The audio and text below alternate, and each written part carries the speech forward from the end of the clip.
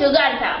નગરપાલિકાના ઉપપ્રમુખ સહિત 11 પત્તા પ્રેમીઓ ઝડપાયા। એન્જલ હોટલનો રૂમ નંબર 110 બુક કરાવી જુગારધામ શરૂ કર્યું હતું।